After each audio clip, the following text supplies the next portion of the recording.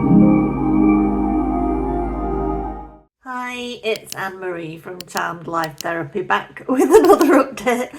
I did say yesterday it was a calm day, so I took advantage of it to make a little video. And I suspected overnight there'd be a few emails, but I wasn't quite expecting 15. 15's rather a lot to deal with first thing on a morning. And a lot of those are letters requesting the judge to make sure things remain under seal from various parties, including Steve Sarowitz's Paylocity or Paylocity company, whichever is the correct pronunciation. But it begs the question, why does all of this need to be happening? Why does there need to be so many motions to seal? Should that not just be part of the ongoing process, that things that are people's financial information, banking details, emails, phone numbers, and the rest of it, that just as standard practice, surely they should just be filed under seal in the first place? Surely that would be the sensible option. And I do get the feeling today with a lot of this that a lot of these things that Blake's team is doing is more about harassment and causing unnecessary expense. It's like, in lieu of having evidence, all she can do is pressurize them and make them feel uncomfortable and make it feel difficult. And I guess there's the hope somewhere down the line of wearing them down to a pulp in a way. That would be my suggestion.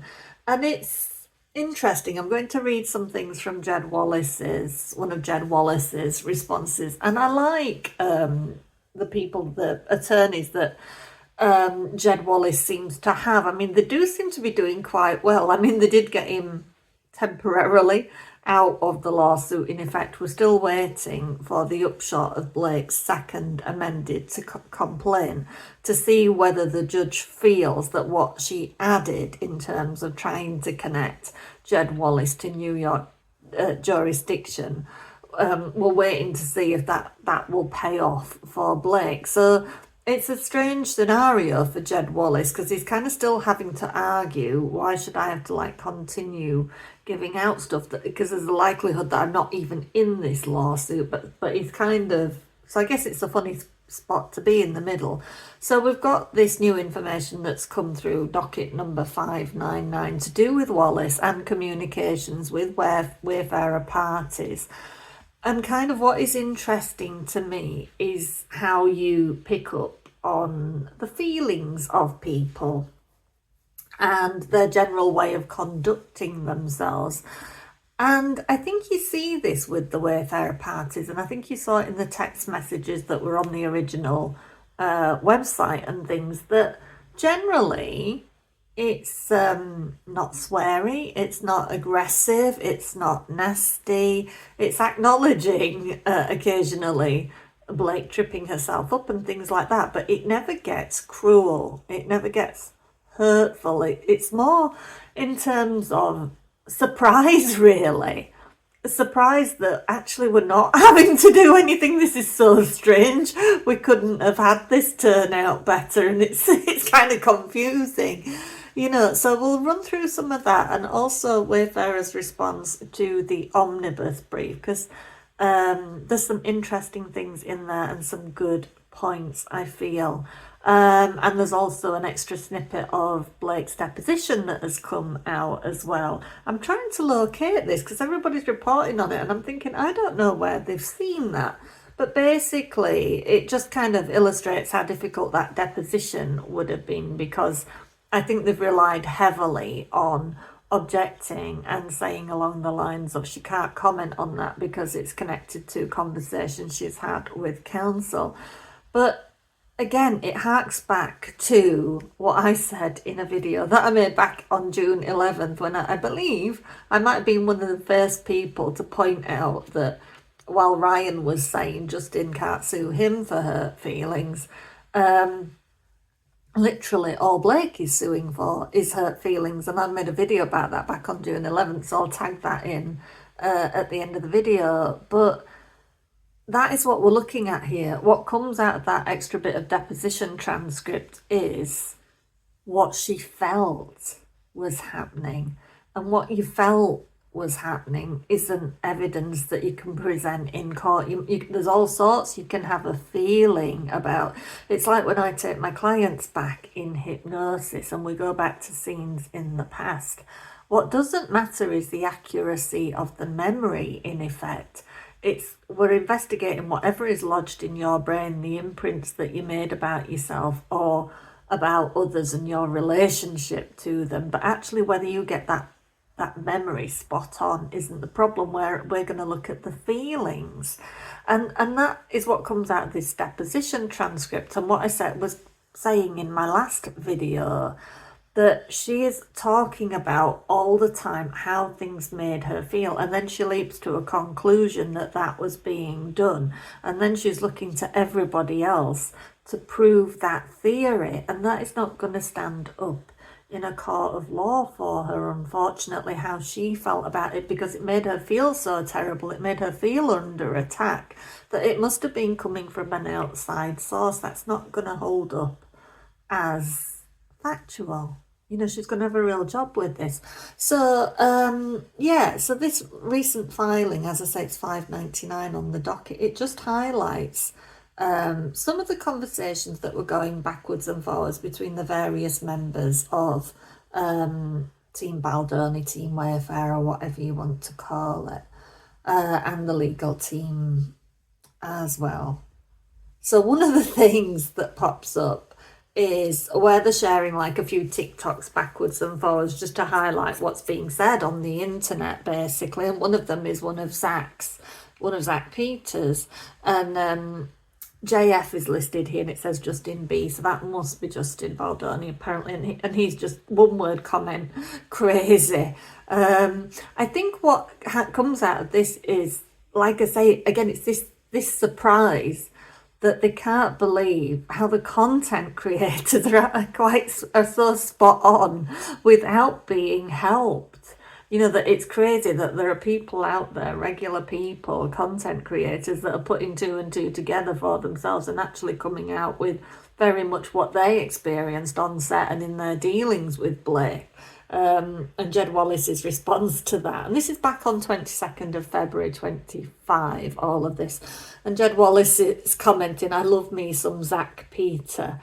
And then he says, also a nice breakdown here. And there's bits of this that are redacted, obviously.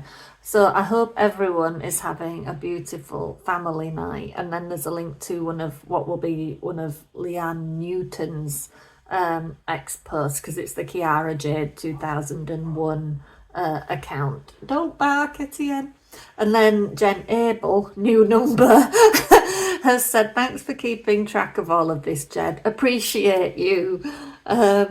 Because the thing is, these people that were in this scenario would have been so grateful for each other, and this sense of having each other's backs and having somebody that you can trust and rely on. And that is what Team Wayfarer has. Look at what is going on here. You've got Steve Sarowitz, and okay, you can say, well, he's a billionaire, he can afford to spend a lot of money doing this, but we know there's many a billionaire that won't chuck money at you unnecessarily. He's obviously very early in this thing said, I'm going to fund all of this because this is just like totally unfair. We'll take it all the way, because if he hadn't have said that, Justin Baldoni couldn't have done this. So these are the kind of people that are grouped together on this side. It's people that see injustice, see unfairness, and are banded together and are appreciative of each other's support. They're not, I think what will be going on Blake's side is another thing entirely. When it doesn't go their way, somebody will be at fault with it. Somebody will have not done something, or somebody should have thought of something, or somebody hasn't done what they were supposed to be doing. It will be an entirely different feeling, would be my interpretation of what's happening. And I think it is this herd mentality thing. If you're feeling bad in your life, you're feeling really depressed and sad and all of this, you really need to have a look at who is in your life and what they are feeding into your subconscious mind. Because a lot of this might not even be in your mind, because we literally do just absorb things from the people around us. it's like that's like why there was public lynchings back in the day and witches being burned at the stake and thing. This kind of thing is infectious, whether it's nastiness or goodness, and I think it's another thing that we do see in this case. So then it continues. Jed Wallace again, likewise, after she said appreciate you, after Jen Abel said appreciate you. So he's put likewise, the forensic guys put it all in the reports, but some I just enjoy more than others. So he's basically saying, I've just sent you a few links because these are more like uplifting than just all of the things. These are just like the highlights, if you like. And then Justin's said, oh my lord, and dropped a TikTok link in. And this is to one about that Hollywood Reporter cover where it looked like the Justin and Blake doing like David and Goliath. And I still am a little bit confused over this Hollywood Reporter thing, because this was the article that kept changing throughout the day, if you remember, and it went back to earlier versions, and it was like all over the place. And the Hollywood Reporter has ties to WME. And it's like, I remember looking at that picture of the cover and thought, well, you could take that either way, because is it trying to say Blake is David or Baldoni is David? Because the positioning of it and who's got this, because it's Blake that's got the slingshot and stuff. Yet Baldoni is like as if he's David. I thought, well, what are they actually, me and my little brain, I thought, well, that would go off my head, because I don't really know what they're trying to say here. And if the Hollywood Reporter is genuinely pro-WME and connected to them, then Blake shouldn't be the aggressor. But she seemed to have trouble with that Hollywood Reporter article. So I was like all over the place, really thinking, well, who is this pro? Who's coming out of this? So Melissa Nathan, in response to Justin tagging that TikTok, said, oh my God. And then Jed Wallace replies, B versus B, which presumably is Blake versus Baldoni, does a B, domestic alone, and a couple of exclamation marks. So I don't know what that means. BVB does a B, domestic alone. I don't know whether he means what response in America, basically, domestic alone. But does a B, what is that? Have you got any clues about that out there? Because I don't know what that is. Then Justin Baldoni replies, Jen and Melissa, this was sent to Travis's agent. So this is Travis Van Winkle, apparently he's quite a good friend of Justin's. So this got sent to him, documentary request. Hi Liz, I hope you are well. I'm a producer at Optimum, an Emmy and BAFTA winning production company based in London, currently producing a 3-part, 1-hour documentary series about the Baldoni dispute for a global streaming platform. Follows the footsteps of our previous rigorously researched docuseries for Discovery Plus and HBO, which have covered other high-profile celebrity trials in recent years. First doc will explore the articles, leaks, legal complaints and lawsuits leading up to the libel trials. I wanted to reach out because Travis Van Winkle has known Justin Baldoni for over 20 years, appeared on his Man Up podcast. I don't know if that should be Man Enough or there was a Man Up podcast. Maybe there was, and might be able to speak to what he is like. I'd very much like to discuss the project in detail with you on a background basis and answer any questions you might have, blah, blah, blah. Maya Adelia. And then a gentleman called Ahmed Musial Kolachek, maybe. She emailed me to same email, and then Mitra Ahurian. Oh, I worked with them before they did the Discovery Plus doc for the Johnny Depp case, and I was in that one. Another British doc pro company reached out to ITN. So that's ITN's quite a big deal over here in the UK. One of our main news networks. They're doing an hour-long one, not sure which streamer. And then Melissa Nathan dropped another Zach's post. And then Jed Wallace said, and this magical sleuth thing too. And that was one of Melanie King's, which reminds me, I haven't seen Melanie King in ages. Whether she's just dropped out of my algorithm or what, I don't know. But that's another black lady that was incredibly vocal and very much Team Baldoni. Again, to my knowledge, that was not subpoenaed, which again is interesting because she was really saying some inflammatory stuff. I mean, she was saying things that went too far for me at times and were a bit too much of a stretch. So you can start to feel the tone of these people, that it isn't like, oh great, we got her on that one, yeah, she really took it in the neck there, or and there's nothing of that going on. There is this like, I just can't believe this, it's so cool kind of feeling to it all. It's would be my thing. And then there's Jed Wallace has slipped over this like little screenshot of Blake Lively makes it to the list of 100 most powerful women for Hollywood.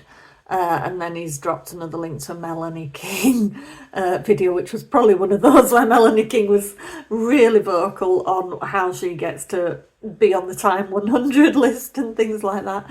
And then Jed Wallace, happy Sunday, and while there, and this is the 23rd, the next day, happy Sunday, and while there are videos surfacing where Hoover says that Jenny Slate was responsible for Blake coming on board, it will be in the report in brackets. Let's file this next link under. We are in a whole new media landscape. It's awesome. So that's basically saying this is not something we could ever have predicted or created had we wanted to. This is entirely organic. This is a new world dawning, if you like, where people like Melanie King and elsrich and all of the others that are doing more investigative work are literally changing the landscape of what media is, basically.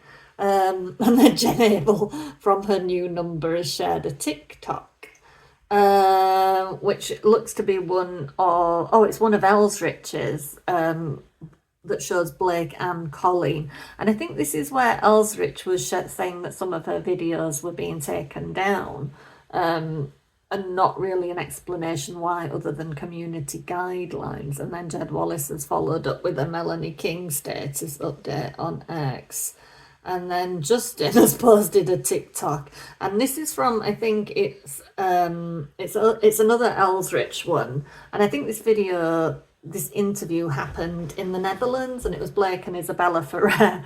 And honestly, if you go back and look at any of those interviews now, with the knowledge we have now, you can see how tuned out all of the other members of the cast were when they were sat on that couch with Blake, because you can imagine they didn't know exactly where this was going to go, but they'd all been manipulated in some way by Blake away from their own opinion of who and what Justin Baldoni was and who and what that experience was on the set that they had enjoyed.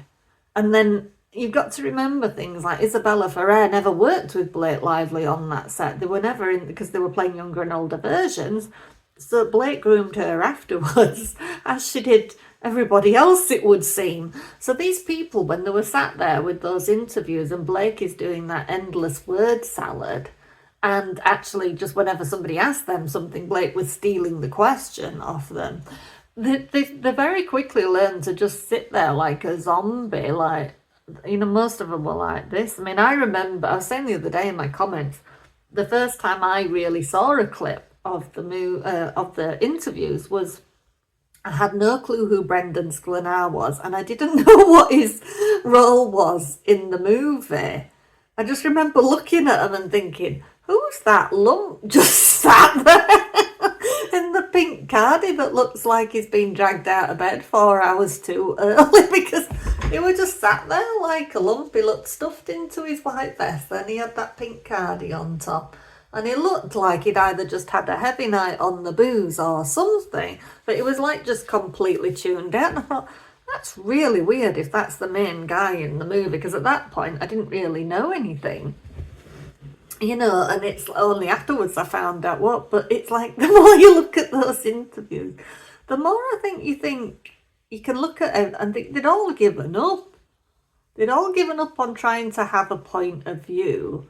They didn't really know what they could say anymore, because what they'd been made to feel since didn't reflect what they'd experienced on the set. So that put them in a very funny position where they didn't know what they could and couldn't say when it came to an interview, and they couldn't mention Justin, which was incredibly difficult when he's like the male lead and the director and the producer. It's like, how do you get, I mean, no wonder they were all tuned out and they'd had enough and they weren't really functioning. But But yeah, what Justin said, and this is as nasty as Justin gets basically, where he just put this link to this elsrich video of this interview in the Netherlands. And I looked at that, and you've got Blake in like a fluffy jumper. The two of them completely do not go together, like they've not had a conversation. Because there's Blake in a jumper, which if they're in the Netherlands, she possibly needed to have a jumper on. And there's Isabella in a white dress that's very like that dress that cupcake dress that Blake wore to Seth Meyers. And Isabella's in this ill-fitting white dress that if she moves would have revealed too much of her chest. And when she moves her hand, she's got these big emerald-looking rings on. And I thought, Blake has dressed her up like a bloody doll for this thing. You know what I mean? Like she has no mind of her own, no thoughts of her own. That's probably not her dress and not her jewellery. And it's just kind of, that's my feeling. That's me alleging. That's where my mind goes. So Justin, bless him, just goes, this is actually funny. You can see her lying in the moment. And it's like I say, whenever Blake's struggling, her eyes go off here and down and she can't look anybody in the eye. From an NLP point of view, if you're looking down generally, you might be accessing feelings, sense memory or whatever it is, or you might be trying to project, people say if you look down and to the right, you're making stuff up or whatever, basically. But you're also trying to take from your feelings, think how would that feel in the future. But Blake seems, I'm not saying that Blake isn't a feelings-based person, so she is trying to access feelings, but when she gets uncomfortable, she starts looking down and to one side or the other. And that's what she did there when she's trying to construct something out of nothing, basically. And that's as nasty as Justin Baldoni gets, really. This is actually funny. You can see her lying in the moment, which will have been reassuring to him, because like I say, every time he can see evidence that he wasn't going mad, it will be very reassuring to him. And then Jed Wallace, this is the exact same playbook. They are out here mass spot reporting insane. So I don't know when he's saying that, and there's something blocked out there, but I don't know whether when he's saying that, whether he's referring to Blake's side is out there mass spot reporting, or whether he's saying like the content creators are almost acting like bots and everybody's out there saying how they feel about what's going on, and it kind of isn't that crazy. So it could be either of those things. I'm not quite sure. It's very difficult, isn't it, when you're not part of it, to say exactly what it is. And then Jamey Heath has said, it's almost like this woman was with them. And there's a TikTok linked, and it looks to be one of Mandy Magnan's. I think it's Mandy Magnan on that picture, because she's got a hand up like that, but I'm pretty sure it's Mandy Magnan.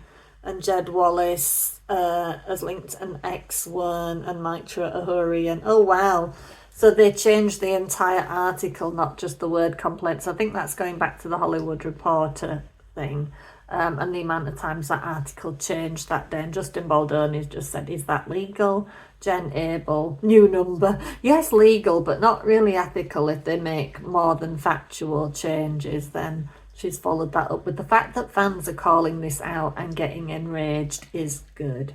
And Jed saying, and without notations of changes, footnotes, etc. either. And they weren't really being clear about edited updates and things like that. And then Jen again, we can reach out to the writer and question the changes and get into it with them. But part of me thinks it's almost better that fans call this out and bring notice to the hypocrisy of the publication versus getting into a back and forth with them.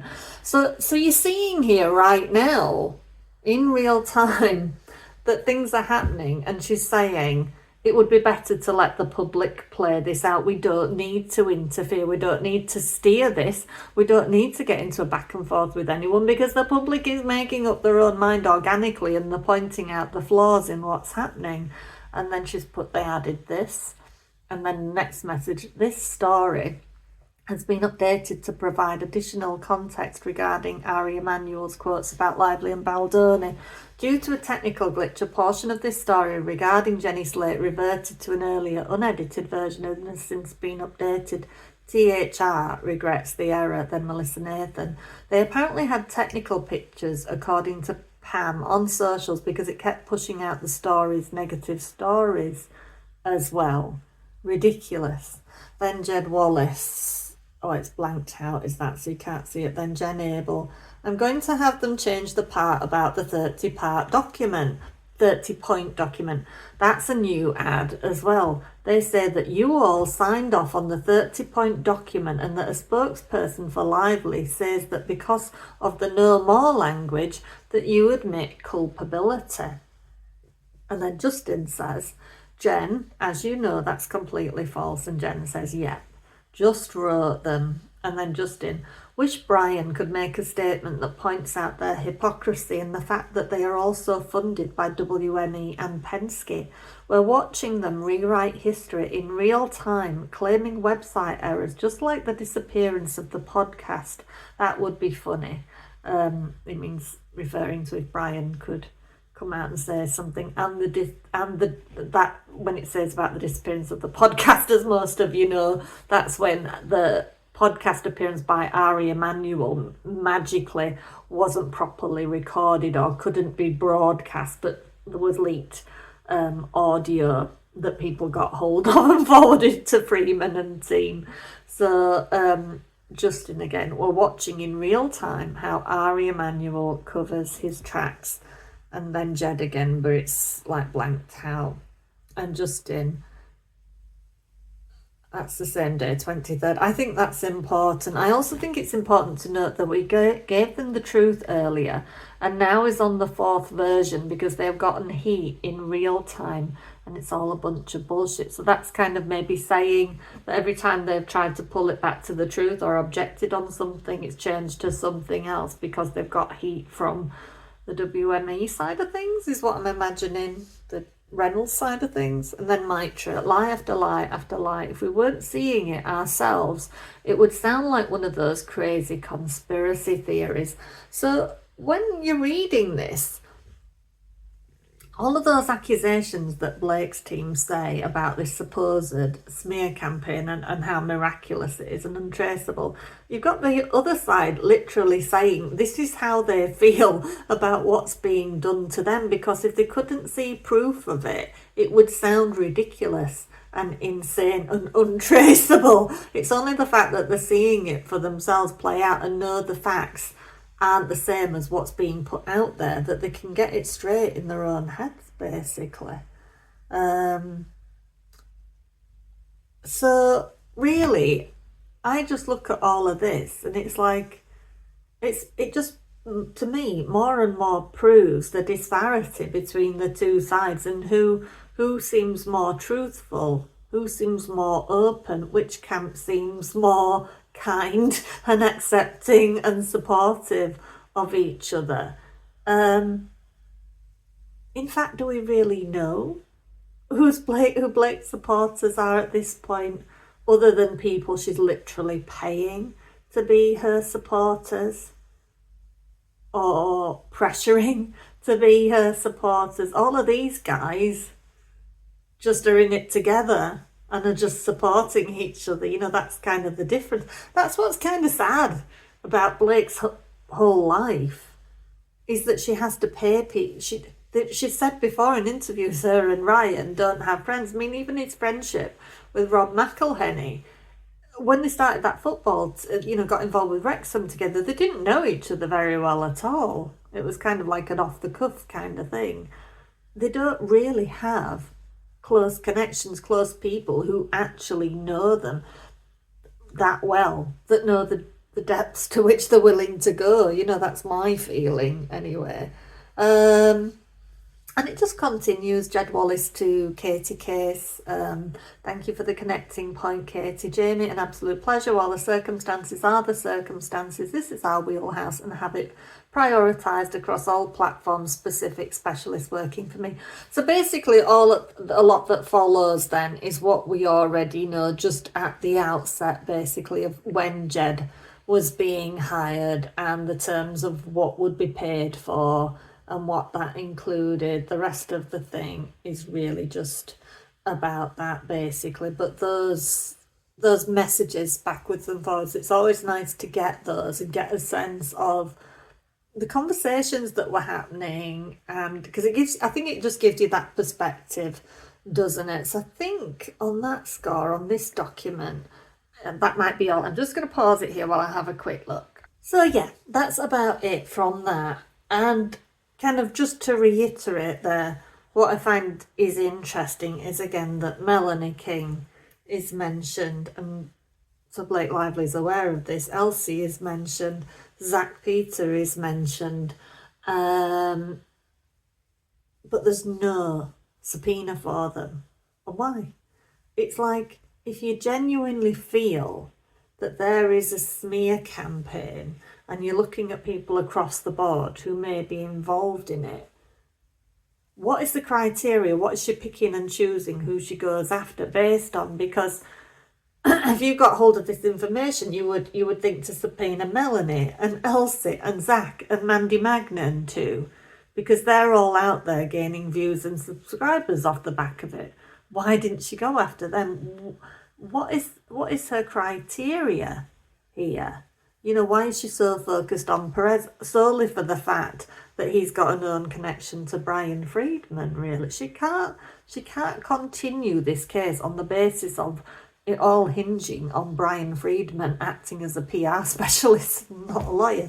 So here is Wayfarer's response to the Omnibus brief. So this is really, really interesting. So we'll try and motor through it at speed, because I know some of you will have watched it elsewhere.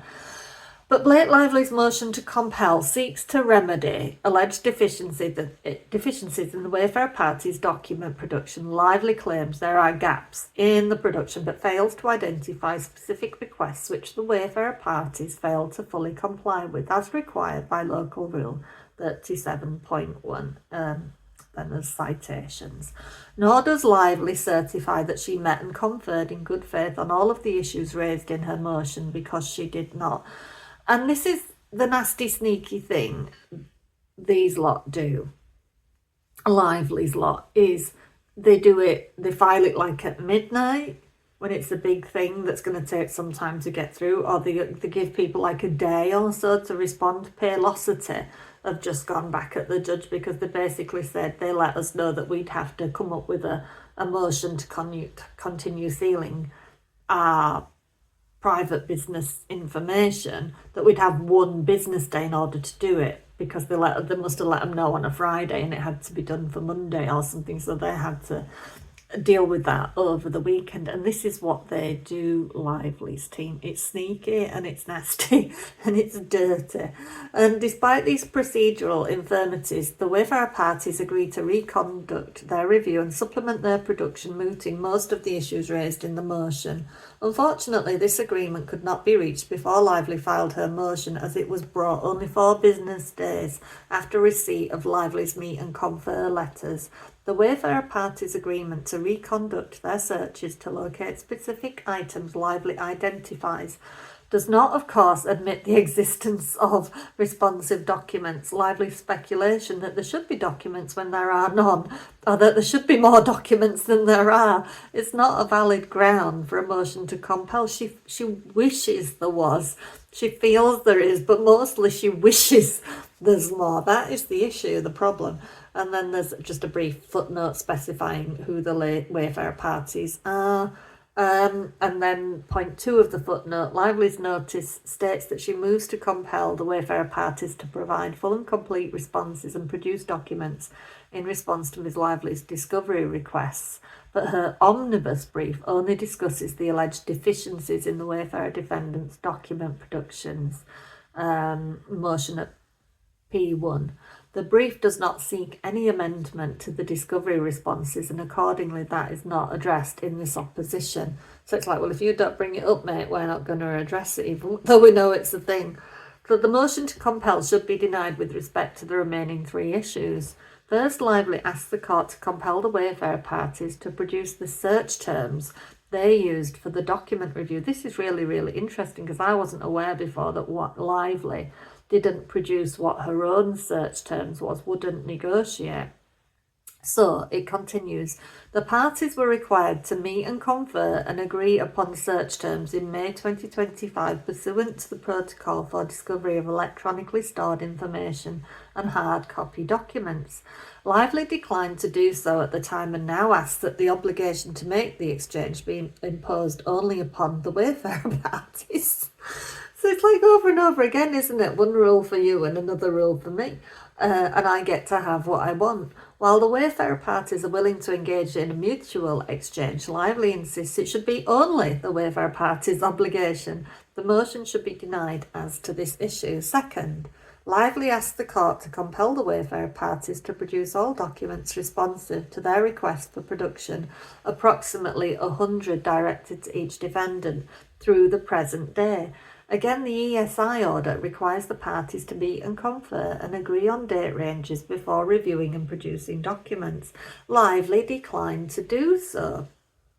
Instead, both parties proceeded to produce what they thought was reasonable, limiting their productions to documents dated at the commencement of litigation.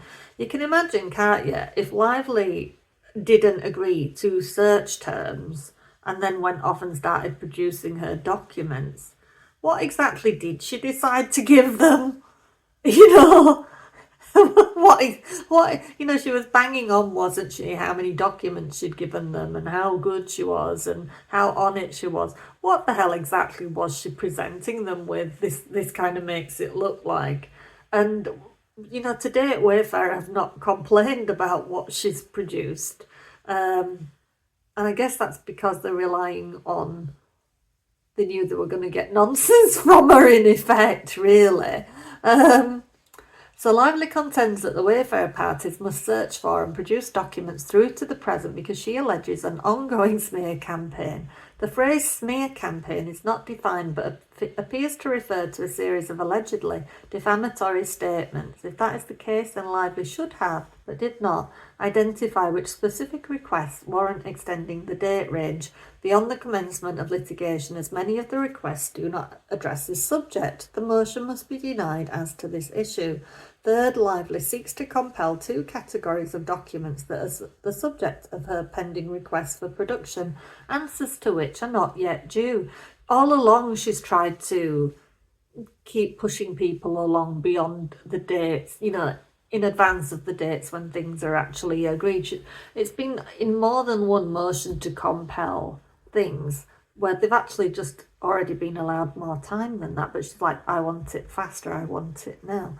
The motion is premature as to these requests. The first category of documents that are not yet due is Lively's requests for all communications on the platform Signal. This is the subject of Lively's most recent request for production, responses to which are due on August 15th. Lively also seeks to compel Brian Friedman's communications with press and social media content creators. The court recently directed Lively to propound this request on the Wayfarer parties. Lively has not done so. Thus, the motion is premature on this issue and the motion must be denied as to this issue. Background. On February 20th, March 3rd, March 26th, June 30th this year, Lively served the Wayfarer parties with requests for production. And this is the declaration of Teresa M. Troopson, who seems to be the one that's had to come up with all the documents and stuff and be responsible for sending it over, I guess, sorting out these requests for production. And then 2, declaration of Kristen Bender.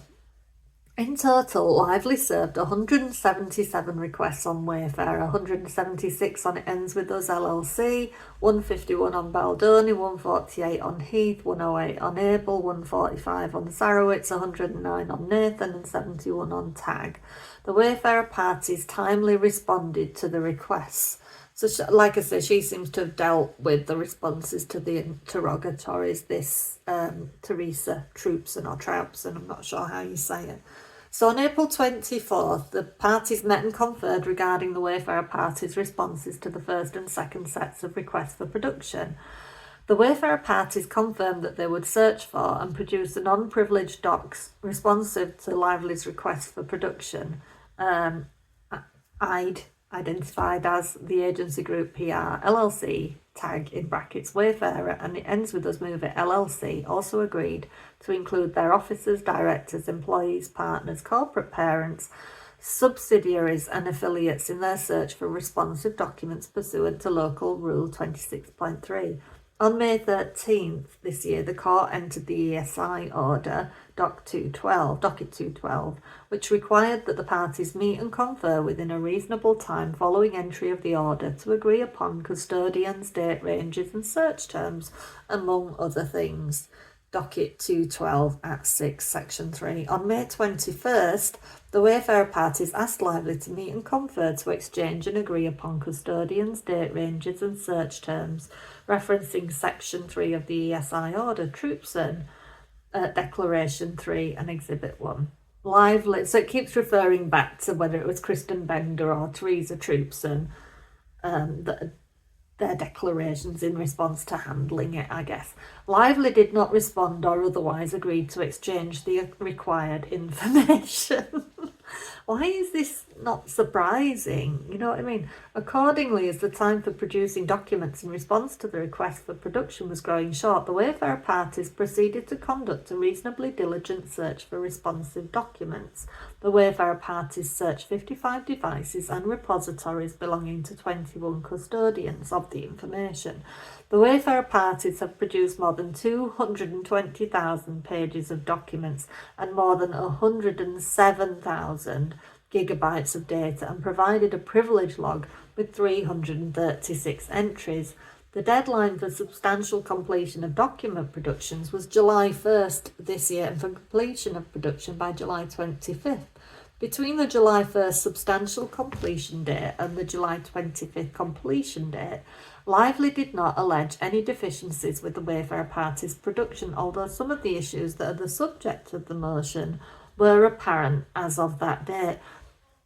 Now, I don't know where they'll go with the judge on that, because the judge never seems to like these arguments of, well, they didn't ask us about it. We were aware there might have been an issue, but they didn't ask us.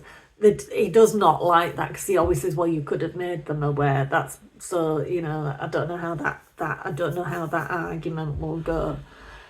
For example, it was apparent that the Wayfarer party's cut-off date was December 20, 2024. The postman's been, Etienne, he's not that way. It's gone the other way. When you live in the Scottish Highlands, often the postman just opens the door and puts your post in the door, so it can be a problem when you've got a naughty little dog. Etienne, come here. So, for example, it was apparent that the Wayfarer party's cut-off date was December 20th. That was what they decided on for themselves, because she wasn't clear about what she wanted. Etienne is running around like an aggro merchant, because not only did the postman come, the window cleaner has now started washing the windows, and my neighbour is outside talking to the window cleaner. So it's a perfect trifecta of aggro for a dog. She's running around doing that fast tail thing when they're really aggravated because they can't go and sabotage anybody. So anyway, yeah, so they've said what they've provided, which seems an awful lot. So, for example, it was apparent that the Wayfarer party's cut-off was December 20th, and the redactions of non-responsive or privileged information did not list the reason for the redaction. So she could have asked for all of this, in effect, way before. On July 16th, Lively served 4th sets of requests for production on Sarowitz, Heath and Baldoni, and 5th sets of requests for production on each of the other Wayfarer parties. Lively served 6 requests for production on It Ends With Us Movie LLC, 14 on Nathan, 13 on April, 10 on Sarowitz, 9 on Heath, 9 on Baldoni and 9 on Wayfarer. The responses are due on August 15th. These final requests for production seek, among other things, and for the first time, the Wayfarer parties communications with each other using Signal with no limitations as to subject matter, and documents relating to any human resources complaint made by any party, including parties other than Lively. On July 29th, Lively first raised issues with the sufficiency of the Wayfarer parties' document productions, sending meet and confer letters. So the meet and confer letters raised the following issues. Purported deficiencies in the Wayfarer parties' searches for and production of documents, including documents created after December 20th, 2024, documents produced by some Wayfarer parties but not others, and documents relating to the alleged smear campaign. Etienne, annoying me now. Yes, it is. It is the window cleaner, but he's allowed to clean our windows. We had this storm a few days ago that left the windows absolutely filthy. So I've been dying for the window cleaner to come, but she's dying to sick him, as we would say. She's not impressed. Right, so where are we? This is terrible when I'm being interrupted like that. She's quivering with rage. She's absolutely quivering with rage that she can't go get him. Right. Okay, let me see. The meet and confer letters raise the following issues: purported deficiencies in the Wayfarer parties' searches for and production of documents, including documents created after December 20th, documents produced by some Wayfarer parties but not others, and documents relating to the alleged smear campaign, technical errors relating to imaging of documents. Right, I think I might be safe to continue. I think he's stopped. He's definitely had to give the windows an extra bit of cleaning. I'm sure Zach Peter and all of these people don't have these same problems that I do whenever I'm trying to make a video.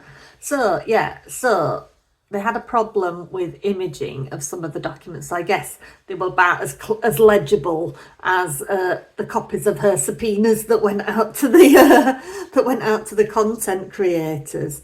So as well, non-compliance with the ESI stipulation and orders redaction requirements, and 4, a demand that the Wayfarer parties provide their search parameters, including search terms, custodians, and repositories.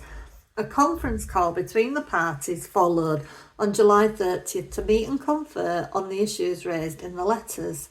The day the call was scheduled to occur, Lively asked the Wayfarer parties to be prepared to discuss their privilege log, but did not identify any specific issue they wished to discuss. During the July 30th call, Lively's counsel discussed the issues raised in her letters.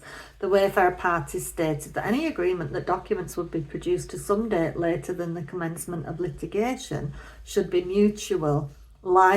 So if we have to do it, you should have to do it.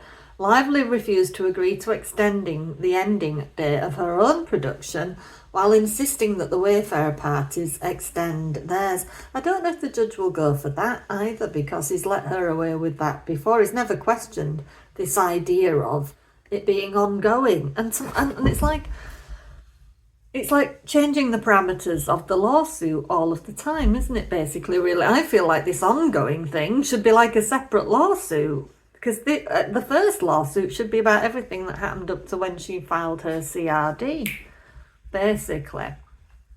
So the Wayfarer parties also offered to, as they had in May 25, mutually exchange search terms. And then there's a bloody footnote. I hate these footnotes. The court's order required the parties to exchange privilege logs by July 28th. The parties agreed to a one-day extension. The Wayfarer parties served their privilege log at 11 p.m. Pacific time. Lively criticises the short delay in service, but does not ask the court for any relief, as the few hours delay did not prejudice her in any way. In any event, Lively's own log was late, as she supplemented her log on August 6th. With 79 additional entries. So she must have made a point in that omnibus brief about the time they served it, or something being problematic or something. So anyway, the main letter continues. After mutually exchanged search terms, Lively agreed to consider this request, but instead proceeded to file this motion to compel, this omnibus brief. Lively's counsel did not raise any specific issues or items on the privilege log. Following the July 30th call, Lively's counsel did not engage in further communications regarding Lively's concerns with the Wayfarer parties' document productions. 5 days later, Lively filed the motion on August 4th. The motion raises 3 issues that were not contained in the meet and confer letters or during the meet and confer call. And this is kind of where it highlights the judge does appear to have bias, because rather than meeting and conferring or answering emails or picking up a phone and the rest of it, Lively would prefer everything went on the docket and that everything was run past the judge. You know what I mean? It's like running to teacher all of the time to get your own way, rather than come to an agreement between them. So first, Lively newly asked, and he doesn't have a problem with that, but he would have a problem with Wayfarer doing that. So first, Lively newly asked the court to compel the Wayfarer parties to produce document number 310 from their privilege log. Second, Lively asked the Wayfarer parties to produce their counsel's communications with third parties. Third, Lively asked the Wayfarer parties to produce communications between the Wayfarer parties and Brian Friedman Esquire, counsel for the Wayfarer parties, from before the litigation. These three issues were not raised by Lively in the July 29th letters or in the July 30th call or at any time thereafter. And it keeps referencing Teresa Troopson, who seems to be the keeper of the guard or whatever that's keeping a track of all of this. On August 4th, the court issued an order on Lina Friedman on that motion to quash the subpoena issued upon it by Lively, granting the motion in part and denying it in part. The court allowed Lively, among other things, leave to propound renewed interrogatories or requests for production seeking documents and communications between Lina and any journalist, reporter, or any other representative concerning or relating to the consolidated action, Ms. Lively, Mr. Reynolds, any of the Wayfarer defendants, the digital campaign or the film. On August 11th, counsel for Lively requested by email that the Wayfarer parties supplement the responses to certain requests for production and interrogatories following the court's August 4th order regarding Lina Friedman. Regarding Lina Friedman's motion to quash the subpoena Lively served on it, Lively requested a response by close of business August 12th. The Wayfarer parties are evaluating their position, including whether Lively's request complies with the terms of the court's order. So their argument: the Wayfarer parties agreed to supplement their productions, mooting the majority of issues raised in Lively's motion. The Wayfarer parties agreed to supplement the document production on a rolling basis to be completed by August 22nd, which moots most of the issues raised by Lively's motion. First, as requested in the motion, the Wayfarer parties will reconduct their search for and produce any additional non-privileged documents in their possession, custody or control, as identified in the motion, including the following categories. 1. Documents identified in the Wayfarer parties' amended complaint, including the birth video, the porn video as she calls it. 2. Communications between the Wayfarer parties and defendants Jed Wallace and Street Relations Inc. regarding Lively, including payment records, which was in that other document that I read at the beginning.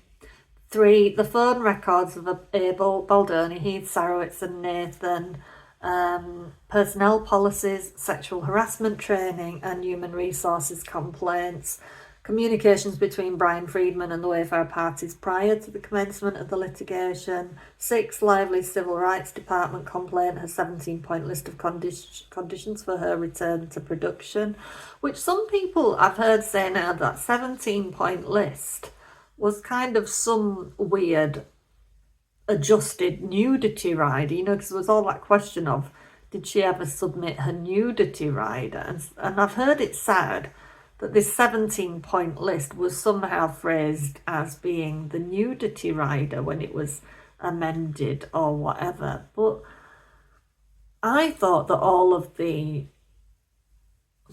sexual scenes had occurred before the break, but I could be wrong there. Anyway, they gave her that back. The timeline document and related non-privileged communications. 7. New files that mix video and audio recordings from the film's footage. Like I said before, when they submitted it separate, I assume they wanted it, that Lively would have wanted it in the raw way, because surely that's what she's looking for, above and beyond what was just in the movie, in the final edit. She wanted the raw footage. It's not Wayfarer's problem, and it's not for them to have to put that back together to mix it or whatever happens in order for it to be palatable to her. She wanted the raw footage because she wanted to find evidence of when she was SH. She wanted to create something from nothing. So they presented it to her in the raw footage where audio and film would have been separate, because that's just the normal thing, and that she complained about that. So they gave her this new files that separated it. And then there's another footnote. Contrary to Lively's suggestion, there are not extensive additional communications between Mr. Freedman and the Wayfarer parties.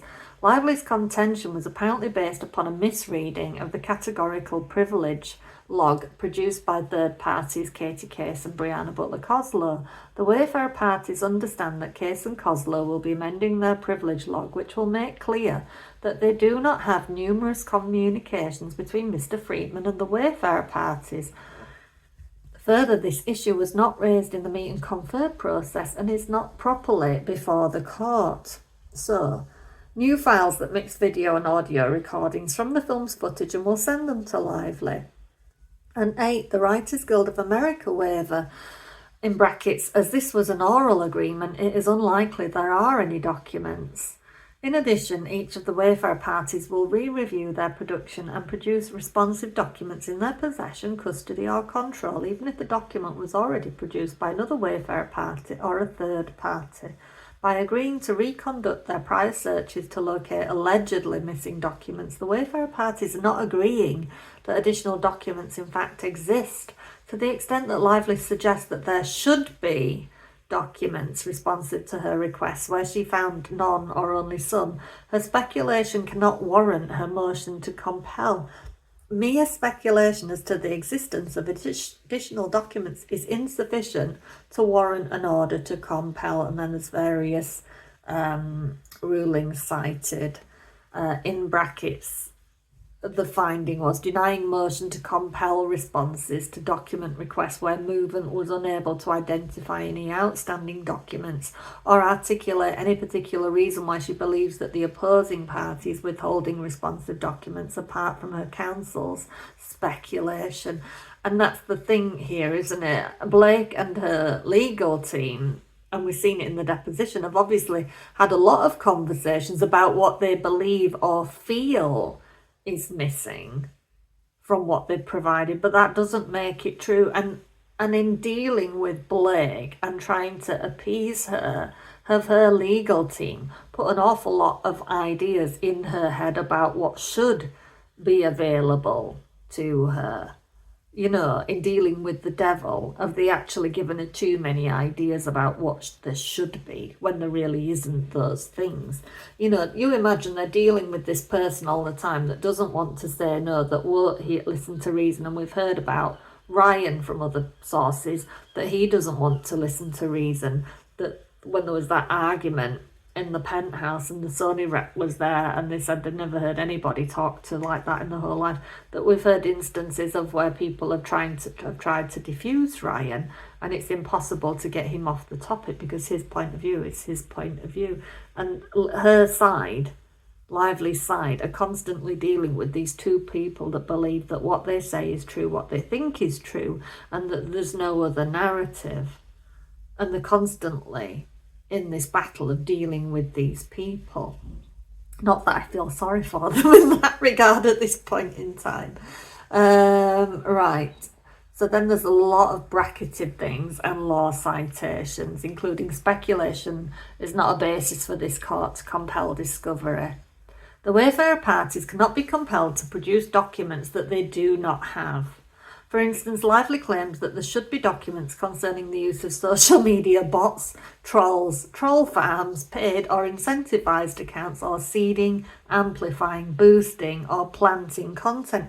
That's the thing. There should be evidence of this because these horrible things are being said about me. So there should be bots and troll farms and incentivized accounts, because it can't possibly be just people having a point of view about me that I do not like.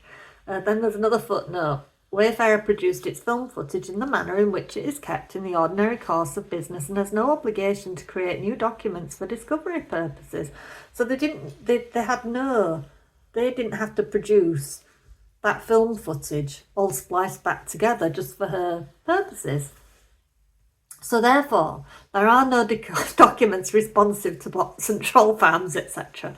All Lively has is speculation that this conduct occurred, which is insufficient to warrant a motion to compel. As another example, Lively insists that it is suspicious that the tagged defendants have produced only minimal documents concerning harassment, discrimination, retaliation, or other workplace misconduct on set. Lively's speculation that more documents should exist is nothing other than speculation and is not a basis for a motion to compel. While the Wayfarer parties are willing to conduct additional searches for particular documents identified in the motion, that does not mean that additional documents in fact exist. Second, after re-reviewing item number 310 on their privilege log, the Wayfarer parties have determined that the document is not protected by the attorney-client privilege and will accordingly produce the document with the understanding that it is produced without waiving the attorney-client and or work product privileges. I wish people would stay away from my house while I'm making this video. Oh my god, somebody just slammed my door. That'll be a package now. Third, the Wayfarer parties will modify the redactions in their previous productions as necessary to replace black box redactions with text box redactions. So they're going way above and beyond here. And it's kind of all... because they're doing as much as they can in order to be seen to be helpful and in order to kind of try and prove, look, judge, we're giving this woman everything she wants. We're going above and beyond. Why isn't it good enough for anybody? Why isn't it good enough for you? Why can't you see what is happening here? So they're going to replace like black box redactions with just putting it in the square box with a notation, I guess, that indicates the reason for why they feel it should be redacted. So they're doing that where applicable, and they'll reproduce the affected documents. The Wayfarer parties' agreement to supplement. I mean, you imagine this is all money, isn't it? It's all time and money and things that shouldn't have to be done. And it is all... the whole point of this omnibus brief is just to make life difficult for people and to add to the burden, and then they kind of slip things in, don't they, under the radar when they hope people are knackered and exhausted, including the content creators, and they won't spot things. So the Wayfarer parties' agreement to supplement its production as set forth above moots the majority of issues raised in Lively's motion.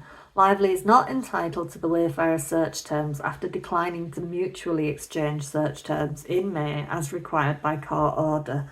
On May 21st, counsel for the Wayfarer parties proposed that the parties meet and confer regarding search terms as contemplated by the ESI order.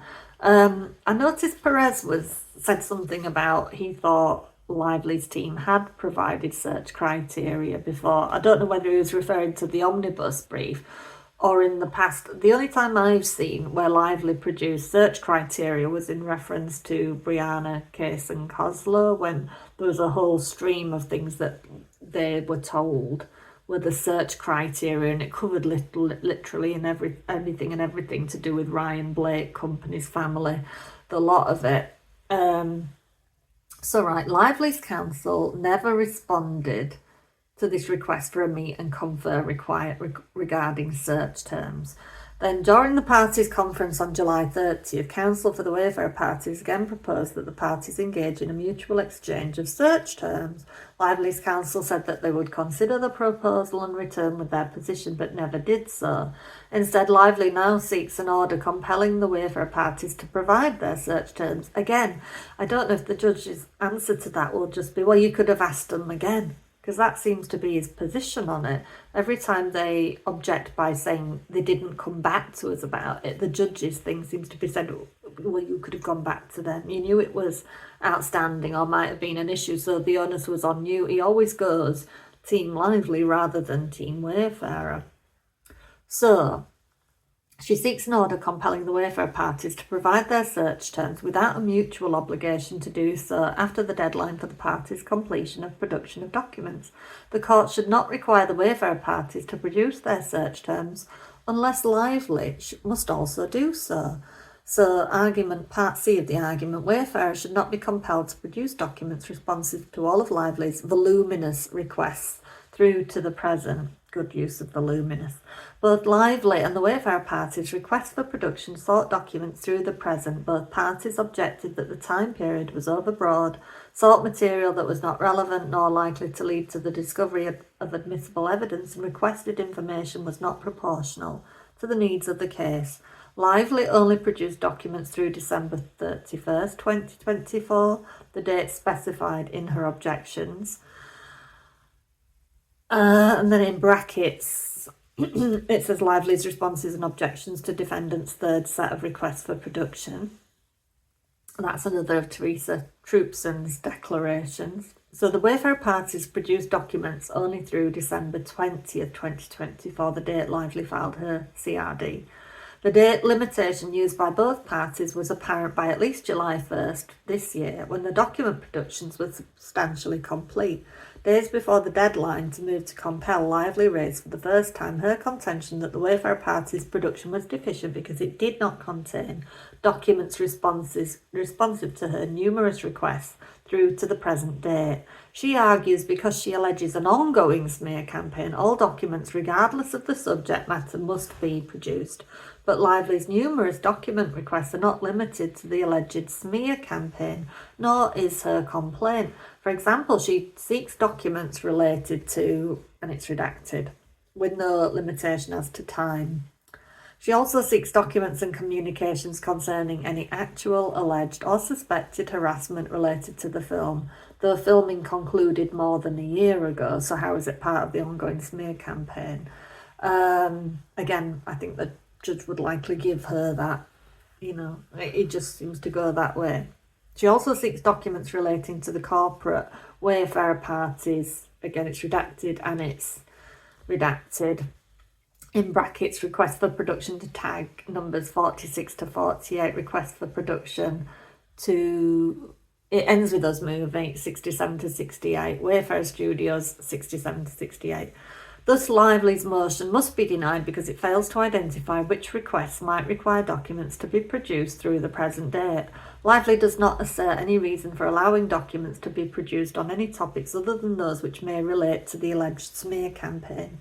Contrary to Lively's suggestion, the court did not previously reject a December 20th cut-off date for all discovery. Rather, the court rejected that cut-off date for the purpose of specific targeted interrogatories. And then there's another blasted footnote. I hate them because they're complicated. You don't really understand half the time what they mean and they interrupt the flow of a letter. I'd rather they just put it all in the letter. What is it saying, basically? I don't think I'm going to read it to you, it's just annoying. At issue were Lively's interrogatories to the Wayfarer parties seeking their communications with reporters and news and media outlets concerning Lively, Reynolds, this action, the CRD and Lively's companies. Nor did the court rule that all documents from all parties through the present must be produced.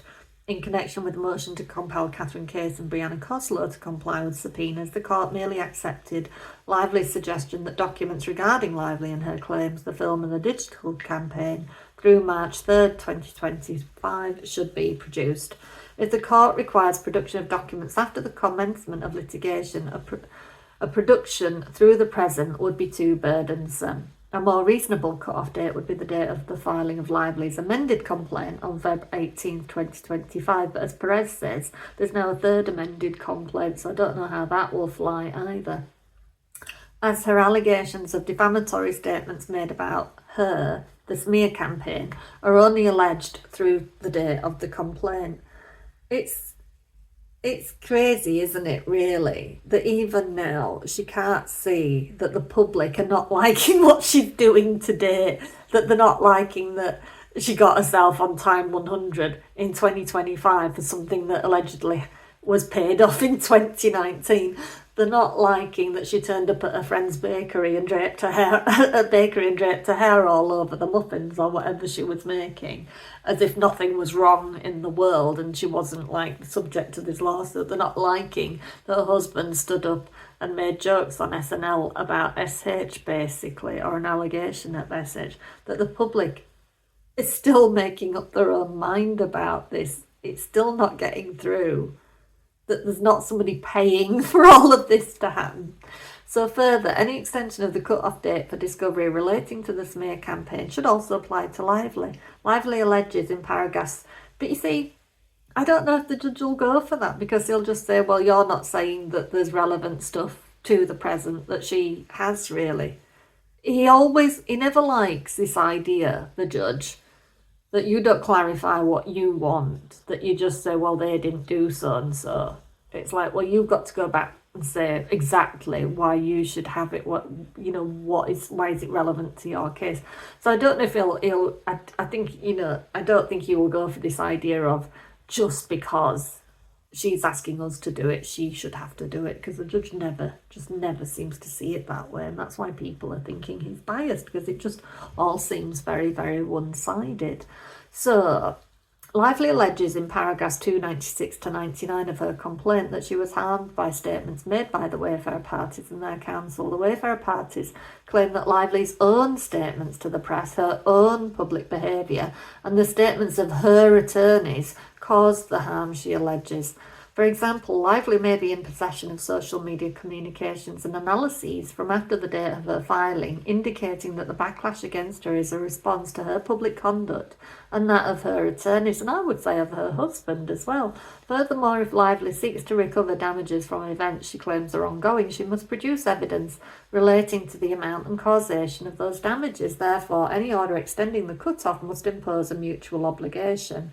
Finally, to the extent that the court requires the Wayfarer parties to produce documents post-commencement of litigation in response to requests regarding the smear campaign, it should reject Lively's demand for a privilege log of documents after the filing of the complaint. As one of the cases Lively relies upon makes clear, even if documents dated post-complaint are relevant, that party need not individually identify each privileged communication created in connection with the litigation, given that once litigation begins, most communications are privileged. And then there's the case law cited then, which basically boils down to the court will not require a party to record on its privilege log any attorney-client communications or work product documents created after the date the action was filed. And then more case law, which boils down to privilege logs are commonly limited to documents created before the date litigation was initiated. And there's enough of us saying this. Why does she get to constantly change the parameters of this lawsuit? This lawsuit and the terms of it and what was needed in terms of evidence and discovery should have had that December cut-off date. What was it, 20th or 21st of the CRD complaint? That should have been it, basically. That should have been the cut-off for this case. This whole other thing that she wants to accuse them of is a whole nother case in my non-lawyerly estimation. So then there's more citations which boil down to this court has explained that parties should not be required to list on a privilege log on an ongoing basis communications between attorney and client once litigation has commenced. So there's case law, that's come from case law. And then there's something else cited, which the upshot of that is that finding no need for materials generated after the start of litigation to have been included in a privilege log. And then there's another lovely footnote. And at least these people aren't sneaky in the footnotes. They're not hiding arguments or requests of the judge not to sanction them in the footnotes. Indeed, federal courts throughout the country routinely deny motions to compel a privilege log of attorney-client communications or work product dated after commencement of litigation.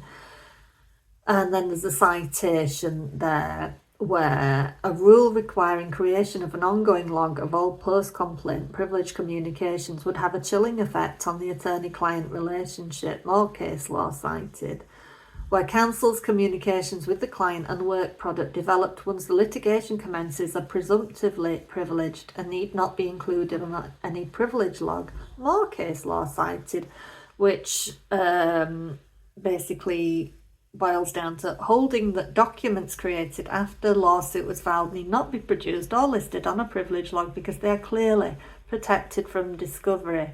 And a further one whereby it is not required to provide a privilege log as to any document prepared by counsel or at the direction of counsel after litigation commenced with the EOC charge.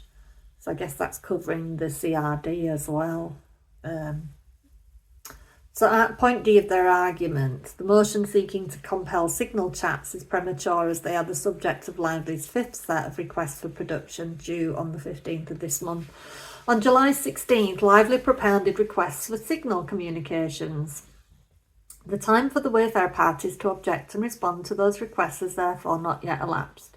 These requests seek all communications using Signal between any of the Wayfarer parties or between the Wayfarer parties and Wallace without regard to subject matter. Subject to appropriate narrowing of the request to address relevant subject matters, the Wayfarer parties intend to agree to produce Signal communications. If these requests were encompassed by previous requests for productions, presumably Lively would not have served the requests on July 16. Lively's motions regarding Signal communications is premature and not ripe for decision at this time. E. The motion seeking to compel Liner's communications with the press and social media is premature. Lively seeks to compel the Wayfarer parties' agents, in inverted commas, communications with third parties, including content creators, social media and public relations firms. But the motion seeks only communications between Liner and specifically Brian Friedman and the press and content creators. And it's quoting the motion at PP 11 to 13. The court should compel the Wayfarer parties to ask their counsel for the client file and any written communications to a content creator or to a journalist made on behalf of the Wayfarer parties or within the scope of the representation. And in brackets it says there was emphasis added. There's more there about attorney-client in a footnote and requesting extensive discovery. We won't read that, it's too boring. Moreover, the request for production to which Lively claims these documents are responsive asks for all documents and communications between you or anyone on your behalf and any public relations, crisis management or social media firms concerning the film Ms. Lively, Mr. Reynolds, the Lively Reynolds Company, the Lively Reynolds family or the actions. It is not as broad as Lively now claims. Further, Lively claims that the definition of you in the requests encompass Mr. Friedman and his firm. However, in the meet and confer discussions held in April, the Wayfarer parties referred to the uniform definition in discovery request in local civil rule, which specifies that definitions cannot be broader than those set forth in those rules.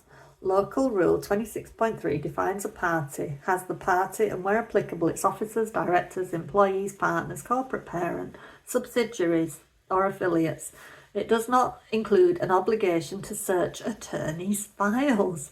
Indeed, there was no reason to believe that the request sought communications between Mr. Friedman and the press. Indeed, Lively did not think it did, as she served a subpoena upon Mr. Friedman's law firm, Kleiner Friedman, and quotes the subpoena, that included a request for all documents and communications involving you, including on behalf of any Wayfarer defendant, concerning digital online content creator or influencer services, concerning any of the Lively parties, Wayfarer parties, digital campaign or the film. In granting Lively's motion to quash the subpoena to Liner Friedman, the court noted that it would allow Lively to propound renewed interrogatories or document requests to the Wayfarer parties for the docs or comms sought by requests 5 and 6. Lively has not done so and instead filed this motion, which is premature.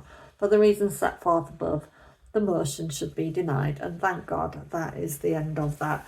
I didn't know if I was going to read it to you at the start because I know plenty of other people are, but I kind of feel it's on me, seeing as I've continued with all of this, and in light of any new emotional information coming up, it's all I can do to really give you the court docs with my spin on them. But yeah, I guess it's kind of all very interesting.